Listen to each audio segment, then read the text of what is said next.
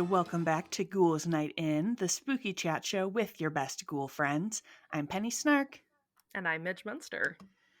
and today, hold on, I'm clicking. I was gonna say, I always love when I can hear you switch to your Google Doc, like...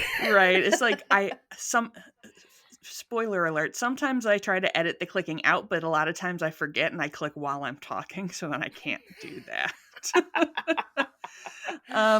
But I just really wanted to start off the new year with some weird and creepy energy. I wish you would, please. So today we're going to talk about anthropodermic bibliopegy. Oh, sure. I know all about that. All about it. Do you have any idea what that might be?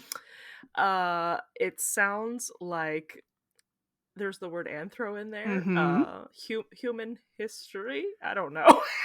I've got something about fossils and bibliographies.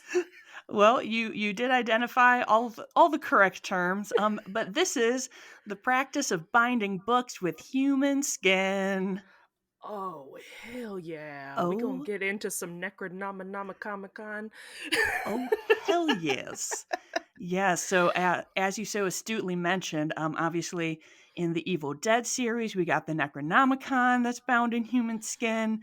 The spellbook from Hocus Pocus appears to be bound in human skin. It has its whole eyeball and everything. Is this a real thing, or is it just the province of horror fiction and nightmares, Midge? I want to believe in a sick way that it's real. Oh, well, you're in luck, because it's definitely real.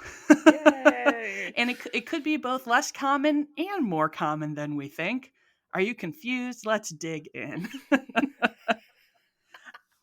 So I read a book for this episode. Good for you.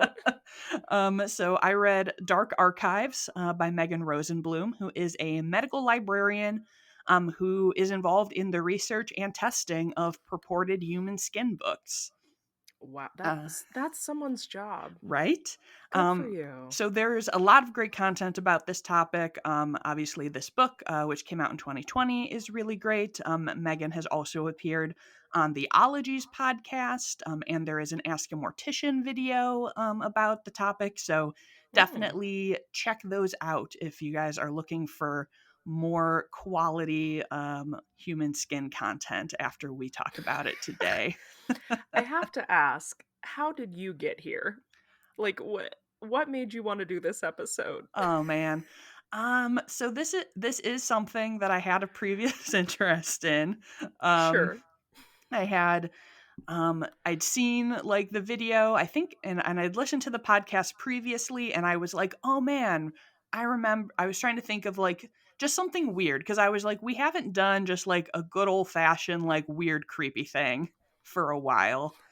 And I was like, oh, human skin. And then like as I was like reading more articles about it, like half of the articles are just like reviews of the book Dark Archives, and I was like, well, I guess I might as well just read this book. Amazing. Well, I feel like you really ran with when we talked in our last episode about how it's like, I love when you just bring me Yes. absolutely bizarre topics. I feel like you really ran with that, and I appreciate it. Thank you. I try. I do my best. Anyway, as you were, continue. Yes. So around the world, there are 50 books in public collections that are purported to be made of human skin, plus obviously an unknown amount in private collections. Of these books, 18 have been tested and confirmed to be made of human skin, and 13 have been tested and are animal, and the rest either have not been tested yet or the institution have declined to have them tested for some reasons that we might talk about later. But the Mutter Museum in Philadelphia, which is like a medical oddity museum, has the world's largest collection of confirmed anthropodermic books, which is 5. So this is not like a widespread thing, but like 50 is still a lot. It's a lot of skin. So these books don't really look spooky. Like if you look at them in the Ask a Mortician video, she does visit the Mutter Museum, and sees the books. Mhm. They just kind of look like normal books. So it is, leather that was made from skin. And at least in those, I think it depends on the size of the book, but some of them it's just on the spine. It's not even the entire book. Oh, So interesting. yeah, so I mean, obviously, it's a limited quantity, even if you're snatching this for your own purposes. Right. But yes, so one of the questions you may ask is, how can you tell if a book is made out of people's skin? Yeah, without I mean, I'm assuming DNA testing, but outside of that. Yes. So previous to like modern scientific testing, people generally identified the type of leather books are made out of by inspecting the pores and the hair follicles that you can still see within the leather. But this is an imprecise method. Like you can definitely be like, oh, this looks like people, and then it turns out to be a goat or something. I'm just picturing like somebody's ghost seeing a book made out of their skin and being like, "Oh my god, my pores are just giant. Right. It's like, Ugh, oh my God. I can't believe they used my T zone to make the spine. Right, That's so nobody could embarrassing." put some professional on there before they made me into a book? Ugh. This episode brought to you by Benefit Cosmetics. No. Uh, but yeah, so you may assume that DNA would be the primary way to figure these out, but actually the tanning process to make leather, will destroy most DNA. And Okay. the other thing is obviously a book is something that's been handled by lots of people. Sure. So there's definitely a lot of opportunities for there to be trace DNA left on Mhm. it that did not belong to whatever skin is on it. So what they primarily use is something called PMF testing, which identifies the type of animal based on like the difference in proteins Okay. that are contained within the skin. And sometimes some types of animals, I guess, can be more clearly distinguished than others. Like goats and other like goat family members are like distinct enough that you can tell, where technically you can't tell the difference between a human skin and like a great ape skin with this Sure. method because we're too close evolutionarily. But there are no known examples of like a gorilla leather being Well, that's used what I to was make a gonna book. say. Is So anybody binding books in ape skin? I yeah, don't. exactly. So they're like, if it flags as hominidae, it's considered to be human. I cannot say that. Oh yeah, I every time we do an episode with any kind of science, it gets exciting with the words. Right. The pronunciation is always an adventure. So who do you think mostly had human skin books, Midge? Rich people. I don't know. Yes, there's a specific kind of rich people, a type that we've talked about on Upsetting this ones. podcast before. Oh, is it the Victorians? Well, yeah, somewhat yes. It's gentlemen doctors, of Okay, sure. course. Same Yes. people that were having corpse specimens and things. Yep. Sure. Yes. So being like a book collector was definitely became like a major like kind of class marker for doctors, where it was like, something that was expensive but also like had that kind of like scholarly vibe. So Oh it was yes. a When big I think thing. human skin on a book, I think Ah, scholar, yes. not serial killer. But yes, as you said, they had access to skin. So a lot of purported anthropodermic books date back to the time of resurrectionists and just wild and crazy use of cadavers, which we talked about in our Mhm. cadaver episode. So do go back and look at that. And some folks who were in that episode, Burke and Hare, come back today because one of the most famous supposed anthropodermic books is a record of their trial that is bound in Burke's skin. In his In skin? his skin. So yeah, so like he went to trial for doing these murders and they were like, "Yep, we're going to kill you and we're going to use your skin to make a book about how bad you are." I'm mouth agape right now. That's wild. Yeah, it was. So this was something that was interesting to me from Dark Archives, which I read, is that none of these UK books have been tested, so they're not confirmed to be human skin. But a lot of these are like books that are were made from criminals' skin. And Right, because we so talked about mhm. in the cadaver episode that they could, like, kinda do Yeah, whatever they you could want just with take criminal those. bodies. Yeah, and it was considered Yeah. like being sent to the anatomist to be dissected was like an extra punishment. So this Right. was like extra punishment on top of that. And one of the things that I always feel weird. I'm like, it feels. I know that like officially you refer to someone by their last name, and it's weird to just be like, "Yeah, Megan said this," but it also Oh, feels yeah. really weird to be like, in Rosenblum sites, blah blah blah blah blah." Um, but in her book, she mentions that like a lot of these books are the ones with the clearest kind of provenance. So even though they haven't been tested, like there is like an unbroken chain of custody being like, we made this dude into a book and now here it is in this museum. Oh my Versus like god. when you just get apparently a lot of books that you find that are like purported to be human skin are just that way because someone has written this book is bound in human skin on like the inside cover, and it's like obviously anyone could have done that at any Credible point in information, right? time. So I'm gonna just start doing that with any book I have before right, I give it to, like, Goodwill. yeah, this book is Even, like, bound in human skin. paperbacks. He had very thin skin. So that's what that means. Right. Uh, oh uh man, that's wild though. What a crazy in his in skin. his skin. Ugh. Wow. Right, it's pretty nasty. That's a fun piece of dark history that I didn't know I needed. Yes. One of the most famous, kind of like little mini collections of books of skin was from John Stockton Huff, who was a doctor, of course. And he performed an autopsy on a woman named Mary Lynch, who died in the hospital he was working at. And then when he was done with the autopsy, he just took some strips of skin off her thighs, put them in a chamber pot in his basement, and yep, so it was pretty common to like do the initial like cure of leather with urine, and then he sent him off to a Ugh. tannery, and then he just kept it for like years before he was like, ah, these are he took his three favorite women's health texts and Uh, had them bound Oh my in this god. poor random lady's skin that he'd just been holding on to for a And long time. and then he and his dog Precious made a dress.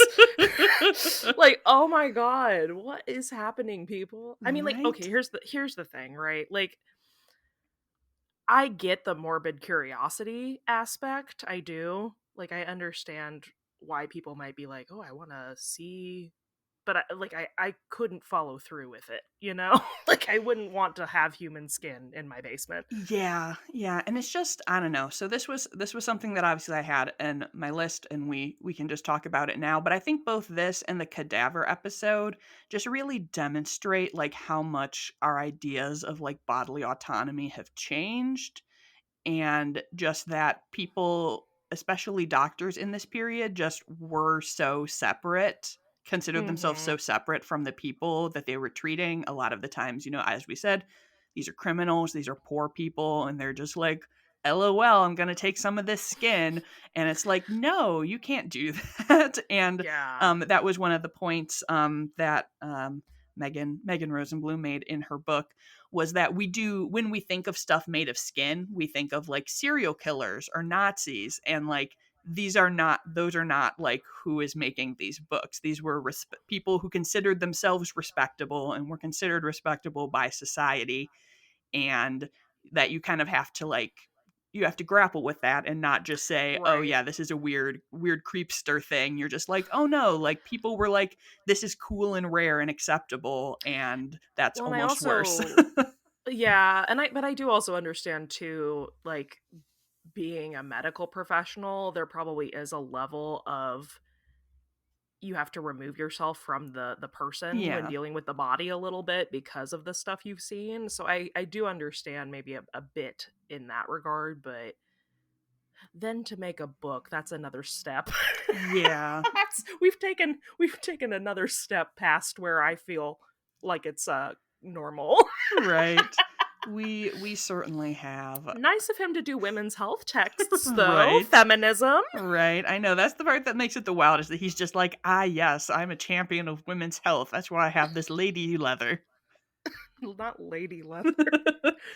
um So, a little bit before this period, but there are persistent rumors from the French Revolution that there was a factory made to tan human skin, and that people were like throwing around human skin books and human skin pants and all of this stuff. But none of that appears to be true.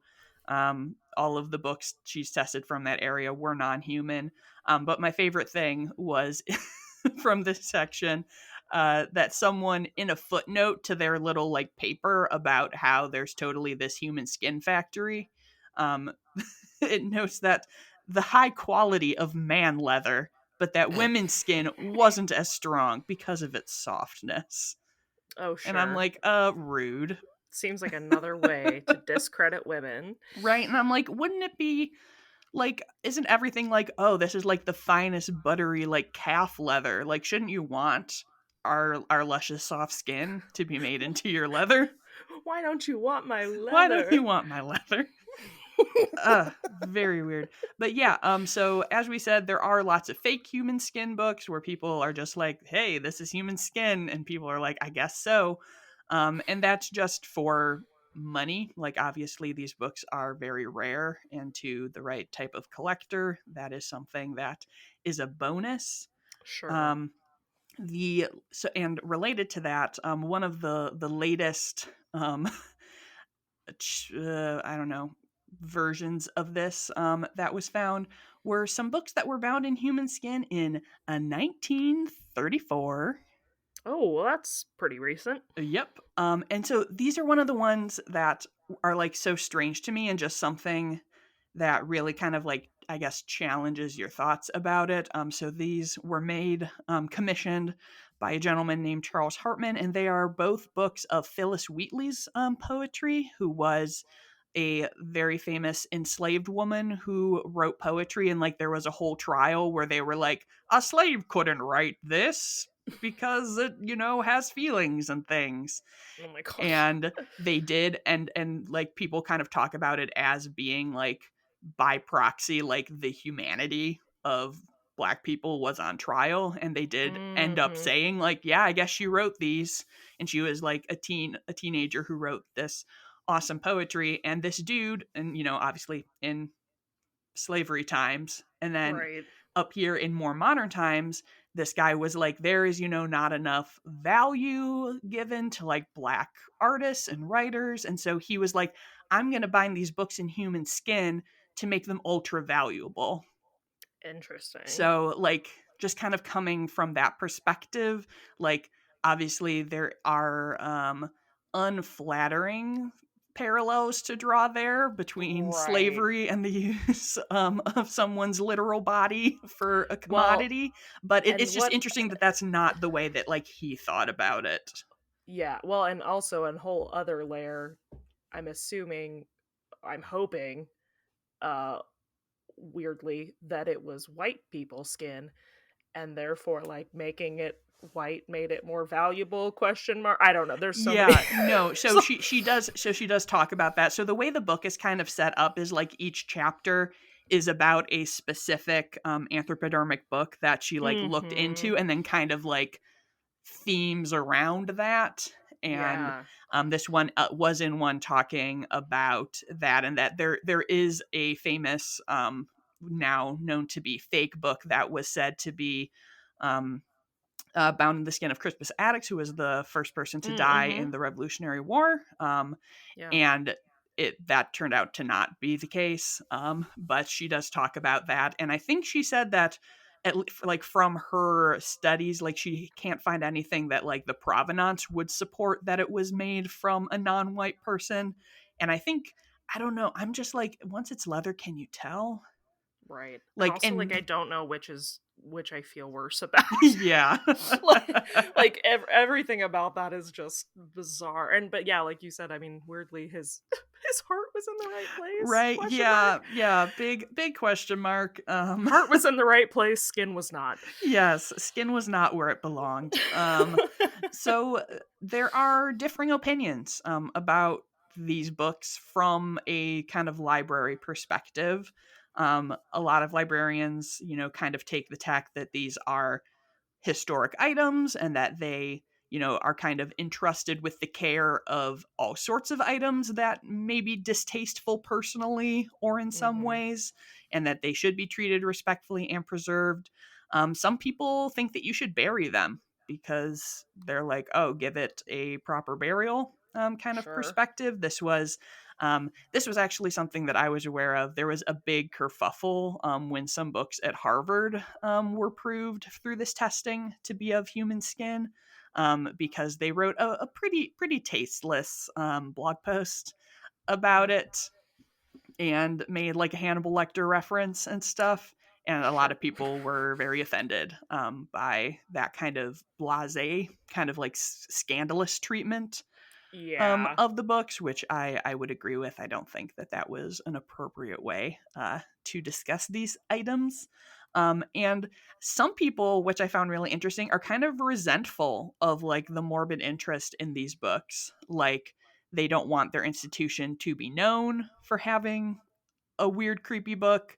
And that, like, a lot of the time, the book itself is not of particular historic interest. So it's just the Sure. binding that is of interest to people.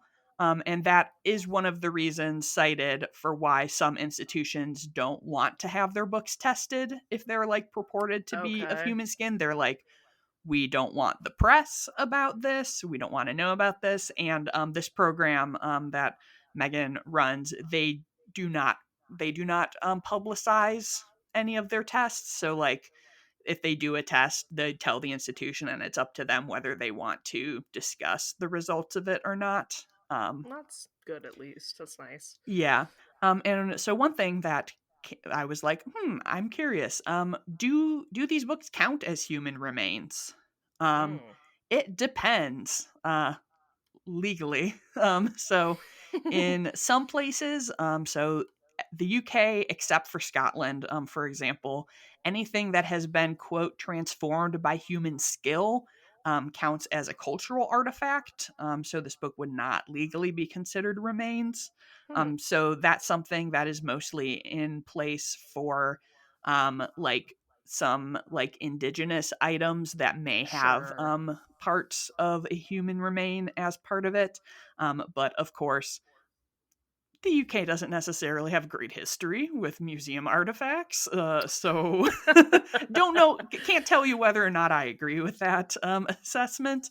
And the US has no federal laws regarding this because it's the fucking Wild West out here. So it's all state by state. And that is something that kind of comes up with a lot of like funeral practices, especially like Mm-hmm. more modern kind of funeral practices come into vogue. That a lot of states just have the law about what counts as desecrating a corpse is just incredibly vague, Yeah. and is like, if it's something that someone reasonable wouldn't do, then it's desecrating a corpse. And it's like, well, reasonable What's to who? reasonable to you? Yeah. Reasonable to whom? So I didn't include it as part of this since it's a little off topic, but in the book she does talk about the process of like saving your tattoo's skin, I which was is literally about to yes. bring that up Hmm. because I know that's yeah been a long practice. I've read a lot about that actually, and Yes. I think that's really I do think that's really cool because it is art. Yeah. And I was literally when you brought this up, I was like, whoa, what if like they bound a book in the skin of somebody who was like totally Yeah. tattooed? I wonder if the ink would hold like in the There are leather. books that have tattoos on them. There are. Mm-hmm. Yep. Ooh. Yep. So yeah, so it's interesting, and it That's does really make cool. me think. I did have one question for you, Midge, which was, what book would you want your skin to be bound in? The Legend of Sleepy Hollow. Yes. Noise Actually, when I release my book this year, it's gonna is be going to be just bound in bound my in skin. skin. Yeah. There's only gonna be like one copy because that's as much as I can part with right now. Yes, But that's fair. what about you? What book are you going for? Oh man, I was going back and forth on this. It's a difficult choice because I mean, I feel like my one of my favorite novels is American Gods. by Neil Mm. Gaiman, and I feel like Mhm. that's kind of is appropriate since it's got like themes of like humanity and divinity and worship and stuff. So I would say probably that. Part of me was like, oh, Lord of the Rings, but I'm like, you could barely cover any of that, girl. Like that's way too big. So Just oh a version of Silence of the Lambs with just your moth tattoo yes, front and center. just front and center. Yeah, I mean, I think for now I will keep my skin. Um, But spoiler alert, I do recommend reading this book, and I didn't want to like go fully into all of the stories of it, obviously, because it's a whole book. But there is one book that was made from a dude who was like, "Hey, make my skin into this book," and it has like his memoirs. He was Yeah. also a criminal, and he was like, "Hey, when I die, make this into a book with my skin," and they did. So there you go. See, that's There's at like, least one with consent. yeah, that's the thing that's so interesting with this type of stuff, just talking about human remains in general. Like, I really, I'm a firm believer that you should be able to do whatever you want with your own corpse. Yeah. And we've had this discussion, I think, on here before, that I keep like joking with Taylor that I want him to keep my skull and Mm. like pass it down so that one day my great grandkids like have it as like a decoration, and someone's like, "Oh, that's cool," and they're like, "Thanks, it's my great grandma." Um, but you can't do that in No. Missouri, and I'm No. really upset about it. Formal petition: let Midge keep her skull. Right? That's what I'm saying. It's like It's my skull. I grew it who myself. decides what's reasonable? Like I think that that would be great. I like to think that I'm a pretty reasonable person. All I want is my skull. Is that too much to ask? Right? It's like I made this myself, so Yeah, I exactly. don't see why I should have to give it up to the earth. But that is my anthropodermic book Oh, adventure.